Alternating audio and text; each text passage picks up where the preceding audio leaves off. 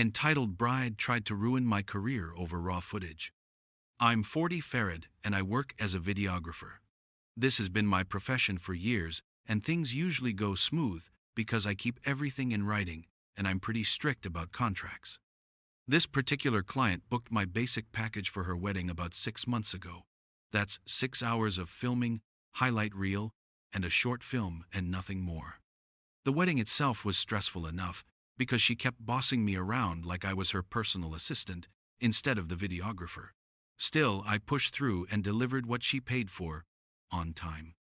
But the second she got the final edits, she demanded all the raw footage. I explained again that raw footage isn't included. It's not in the package, neither was it in the contract. And honestly, no professional hands over unedited files unless the client pays extra. They're huge files, hours of shaky duplicate shots, and once you hand them over, people use them and then blame you when it looks bad.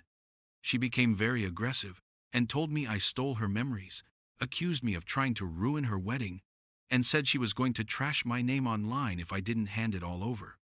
This was after she had even cried on the phone and tried guilt-tripping me, saying she couldn't relive her big day without every single second I filmed. It got very ugly, she shouted. I hung up. Then she started posting online that I ruined her wedding video, tagging vendors and trying to blacklist me. Thankfully, most people in the industry know exactly how these situations go, and my contract protects me. But the emotional toll of having someone smear you after you worked your ass off stings. She paid for a basic package, got exactly what she signed for, and still acted like I owed her unlimited free work. Boss told me I had to clock out any time I left the till, so I did every single time. I used to work retail for a manager who thought customer service meant chaining me to the register. One day he tells me I've been leaving the till too often.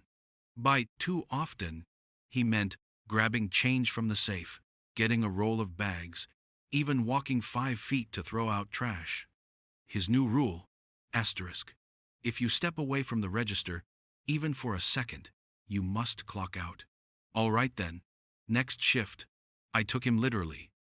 At 9:10 a.m., a customer drops a jar that smashes near the counter. I clock out, grab the paper towels, clean it, clock back in at 9:16. 9:40. Receipt printer jams. Clock out, walk 3 feet to maintenance, get the roll, clock back in at 9:47. 10:05. Customer wants coins for the parking meter. Clock out, walk to the safe, get change, clock back in at 10:13. 10:42. I need to grab a bag of quarters for the till. Clock out, 20 steps to the office, clock back in at 10:50. 11:15. Someone asks me to check if we have larger bags. Clock out, grab them from literally the shelf behind me, clock back in at 11:18. By the end of the day, my time card showed I'd left work 13 times. It added up to nearly 2 hours of unpaid breaks, all for basic stuff I was supposed to do. Payroll flagged it, HR called me in, and I showed them the email from my boss laying out the rule in black and white. Next thing I know, he's the one being chewed out. The rule vanished overnight, and magically, we were trusted to use common sense again. Hipster wants to use a third of my campsite. We went caravan camping in Italy. The spots there are usually pretty tightly packed. We took care to book a place that offered a space that was large enough for our 7-meter caravan, car, and a tent. So we arrive and are a bit surprised at how small the assigned spot is. But oh well, we should try and make the best out of it. So we start playing Tetris with our caravan. Some other campers offer their help, and soon after we have it parked right at the edge of the spot. Meanwhile, our direct neighbors, a hipster family with tent, hammock, and Volkswagen, California, just look curiously at what we do, chilling in their hammock, which is strung halfway across our spot. It easily covers the rear third of our spot. I already think to myself, that's going to be tight. But you never know. So we continue to set up our tent. Last step is wedging in our car next to the tent, and well, it could fit, but I am not sure. So I ask our neighbor to pull down their hammock. I ask nicely, but our neighbor is not amused.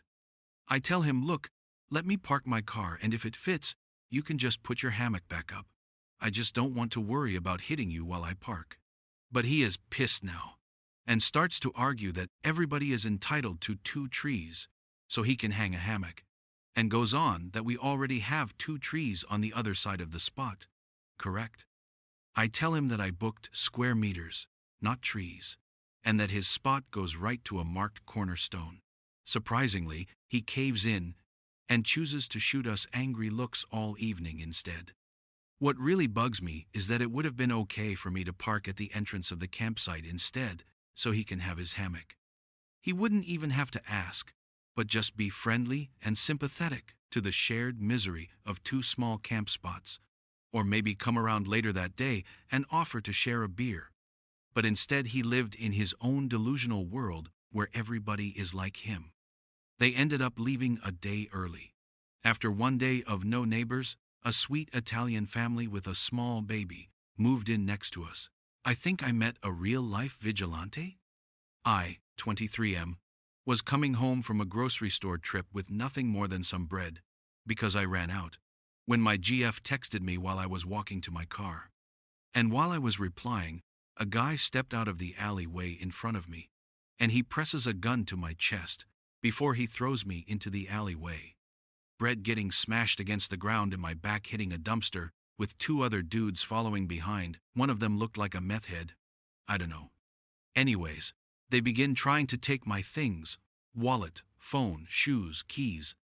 When out of nowhere, this dude dressed in some ridiculous costume dropkicks the guy with the gun, causing his face to smash into the concrete.